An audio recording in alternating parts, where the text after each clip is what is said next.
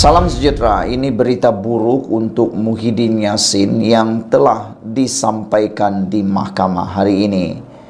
Menurut peguam, Muhyiddin tidak boleh rayu ke Mahkamah Persekutuan. Peguam pendakwaan menyatakan bahawa Muhyiddin tidak boleh membuat rayuan ke Mahkamah Persekutuan. Apa kes?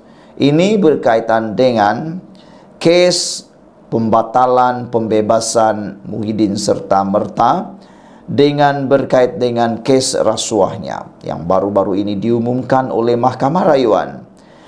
Selepas beberapa waktu, tak sampai sehari selepas keputusan itu diumumkan, akhirnya Muhyiddin melalui pasukan guamannya telah memfailkan rayuan ke Mahkamah Persekutuan. Diingatkan boleh dan sudah tiada masalah. Rupa-rupanya menurut pendakwaan, Muhyiddin tidak boleh merayu kes itu ke Mahkamah Persekutuan. Undang-undang itu tidak membenarkan Muhyiddin membuat rayuan ke Mahkamah Persekutuan kerana kes rasuah utamanya bermula di Mahkamah Session, kata seorang anggota pasukan pendakwaan. Timbalan Pendakwa Raya Wan Saharudin Wan Ladin berkata demikian di Mahkamah Session Kuala Lumpur semasa sebutan pagi tadi berhubung kes salah guna kuasa dan pengubahan wang haram terhadap bekas Perdana Menteri itu. Dia berkata kes itu masih kekal di Mahkamah Session selepas Mahkamah Rayuan memerintahkan ia dikembalikan semula ke Mahkamah Session untuk tindakan lanjut. Pada perbicaraan di hadapan Hakim Mahkamah Session Azura Alwi pagi tadi, dia berkata, rayuan terakhir bagi kes di Mahkamah Session adalah Mahkamah Rayuan sahaja, mengikut Seksyen 87 Akta Mahkamah Kehakiman CGS 1964. Peruntukan tersebut menyatakan bahawa sebarang rayuan yang timbul daripada sesuatu perkara di Mahkamah Session hanya boleh dibawa ke Mahkamah Tinggi dan berakhir di Mahkamah Rayuan. CGA juga menyatakan bahawa hanya rayuan yang berasal daripada perkara di Mahkamah Tinggi boleh dibawa ke Mahkamah Rayuan dan akhirnya ke Mahkamah Persekutuan. Sehubungan itu, Wan Saharudin berkata, pihak pendakwaan akan membantah permohonan pembelaan untuk menangguhkan prosiding kes rasuah terbabit sehingga rayuan didengar dan keputusan diputuskan Mahkamah Persekutuan.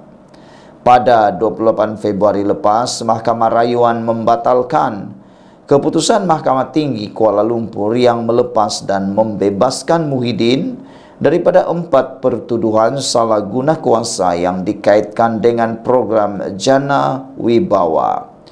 Bagaimanapun pada hari berikutnya, ahli Parlimen Pago iaitu Muhyiddin Yassin telah memfailkan rayuannya ke Mahkamah Persekutuan.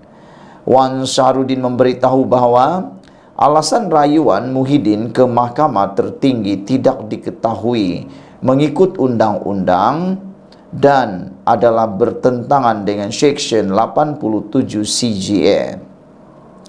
Saudara-saudara sekalian, apakah nasib Muhyiddin selepas ini? Yang akan ditentukan pada 3 April untuk sebutan kes semula. Sekian dulu, kita jumpa lagi. Bye-bye.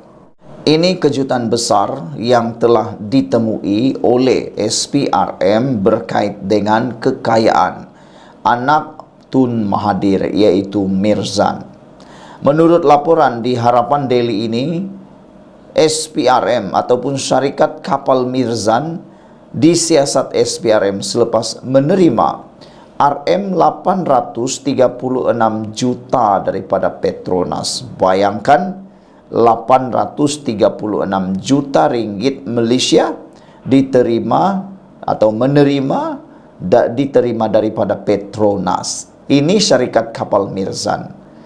Suruhanjaya Pencegahan Rasuah Malaysia SPRM sedang menyiasat semua penerima bantuan keuangan korporat era mantan Perdana Menteri Tun Dr. Mahathir Mohamad. Ini termasuk bantuan pengambil alihan aset perkapalan Mirzan Mahathir pada Mac 1998 bernilai RM836 juta oleh Petronas. Turut disiasat ialah dana RM1.79 bilion untuk mengambil alih kepentingan Tan Sri Tajuddin Ramli di Malaysia Airlines System MAS, lapor CNA. Siasatan ke atas suntikan dana Petronas kepada konsortium perkapalan Berhad yang sahamnya dimiliki 51% oleh Mirzan juga bermasalah untuk Mahathir. Ini kerana Petronas memberikan laporan langsung kepada Perdana Menteri dan semua pelaburan, pembelian dan penyahlaburan perlu mendapat persetujuan Perdana Menteri dan lembaga pengarah. Siasatan SPRM terhadap pengambil alihan MAS oleh kerajaan turut berkaitan dengan mantan Menteri Kewangan Tun Daim Zainuddin.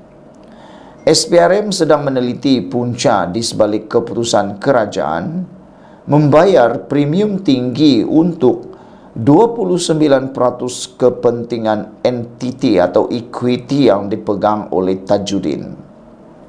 Badan Anti Rasuah juga sedang menyiasat aktiviti korporat platform dagangan Singapura iaitu Central Limit Order Book CLOB dan pengambil alihan Multipurpose Holding Sdn Berhad lewat tahun 1990-an.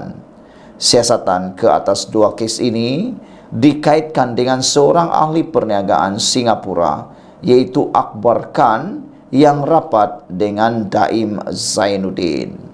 Saudara-saudara sekalian, dengan laporan terkini daripada Harapan Daily, syarikat kapal Mirzan disiasat SPRM selepas menerima RM836 juta dari Petronas ini, ianya benar-benar mengejutkan kita. Laporan ini mengatakan bahawa SPRM sedang menyiasat semua penerima bantuan keuangan korporat pada era pemerintahan mantan Perdana Menteri kita iaitu Tun Dr. Mahathir Mohamad. Ini termasuklah bantuan pengambil alihan aset perkapalan milik atau perkapalan Mirzan Mahathir pada Mac 1998 yang bernilai 836 juta oleh Petronas. Yang turut disiasat ialah dana RM1.79 bilion untuk mengambil alih kepentingan Tan Sri Tajuddin Ramli di Malaysia Airlines System MAS, lapor CNA.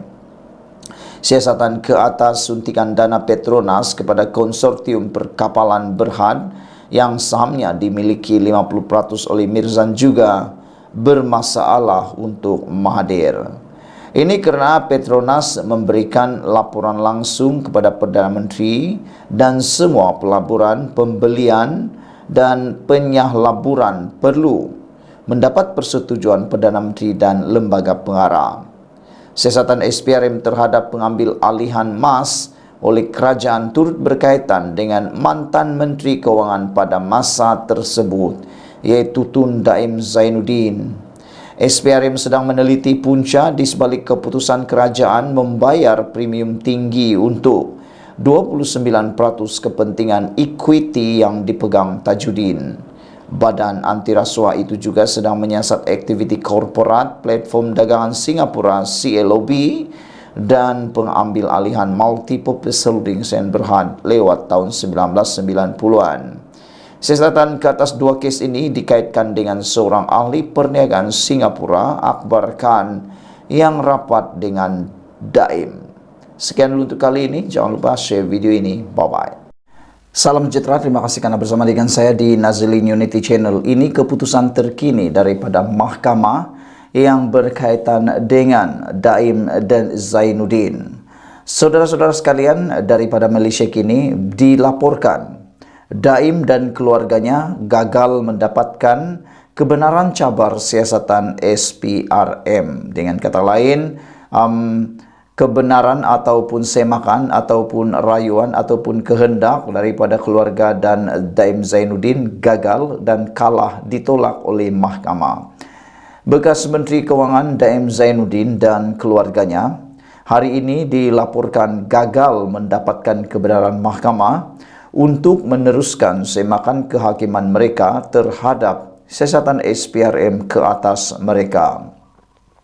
Hakim Wan Ahmad Farid Wan Saleh Patang tadi melaporkan menolak permohonan kebenaran semakan kehakiman pemohon.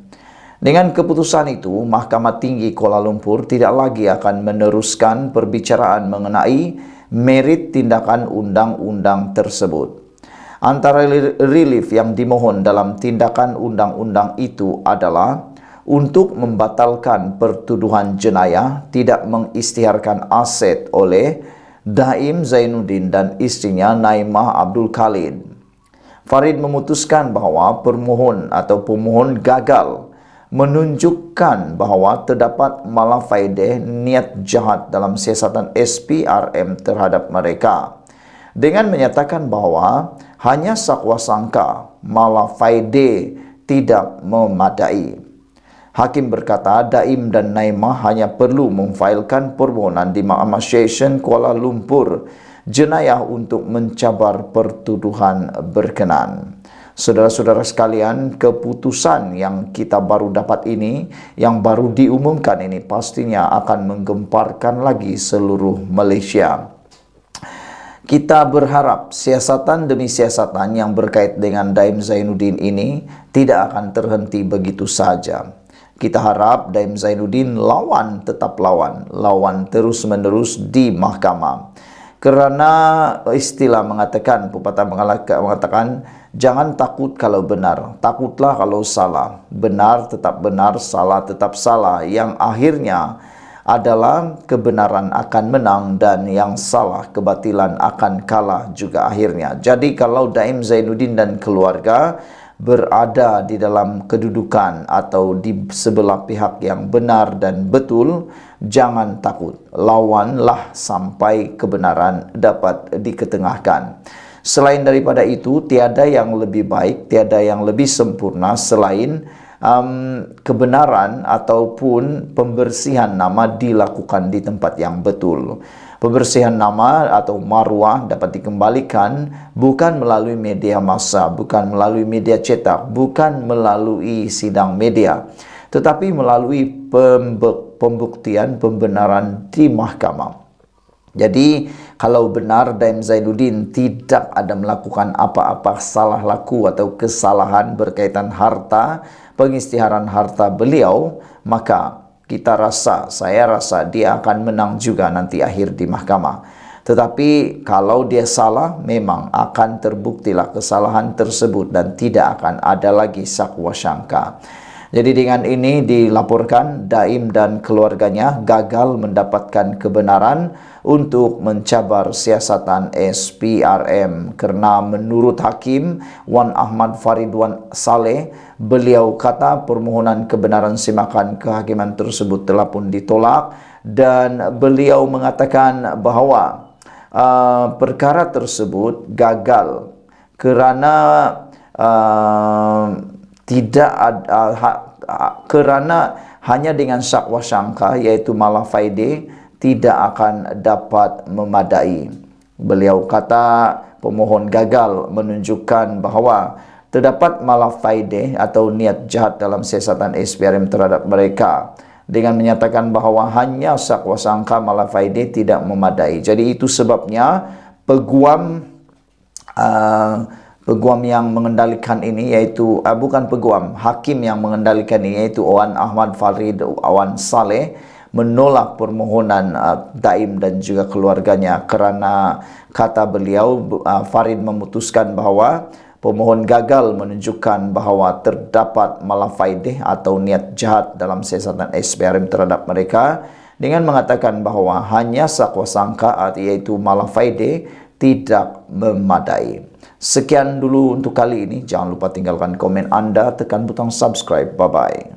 Selamat petang, salam sejahtera. Terima kasih karena bersama dengan saya di Nazilin Unity Channel. PAS dah mula tunjuk muka sebenar.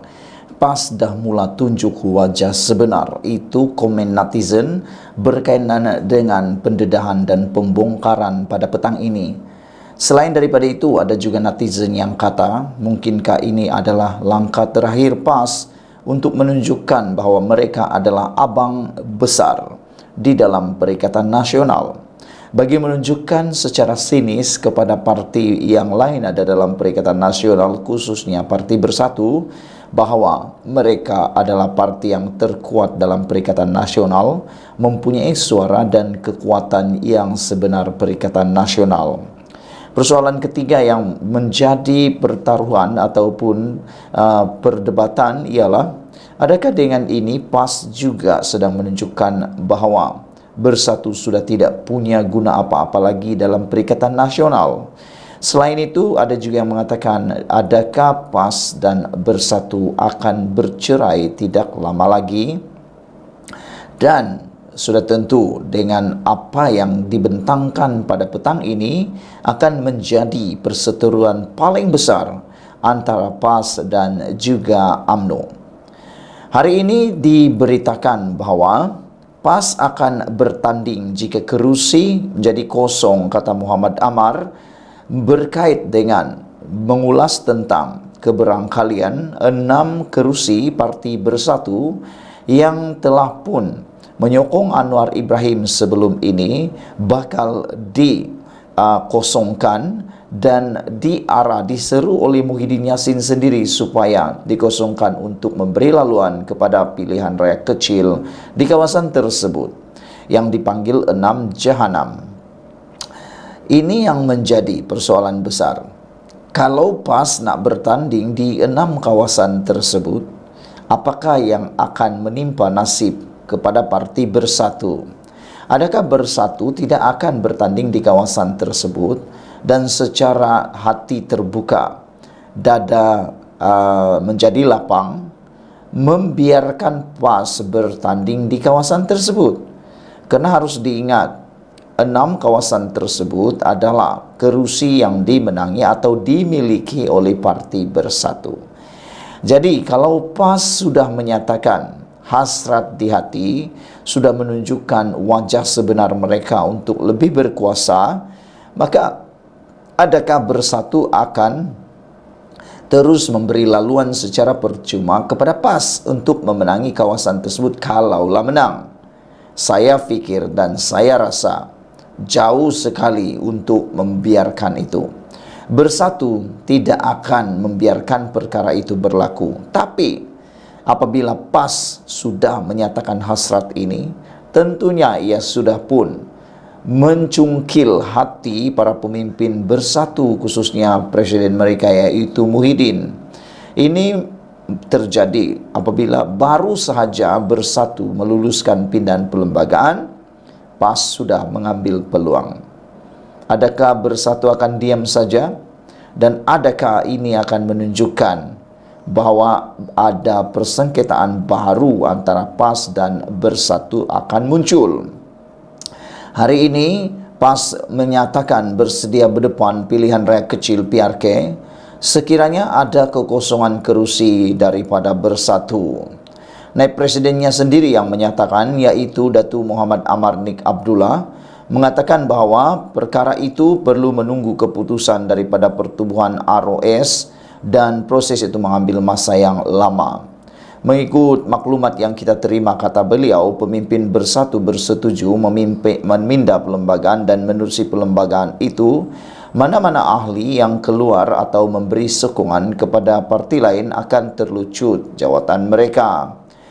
Kata Amar lagi, Nik Amar, pendaan berkenan perlu mendapat kelulusan ROS dahulu. Prosesnya lama dan tidak tahu bila lengkap. Namun jika kata berlaku PRK, kita bertandinglah, kata beliau. Apa agak-agaknya perasaan Muhyiddin, perasaan Hamzah Zainuddin, perasaan ahli Parti Bersatu selepas mendengar mengetahui bahawa PAS nak sailang mereka?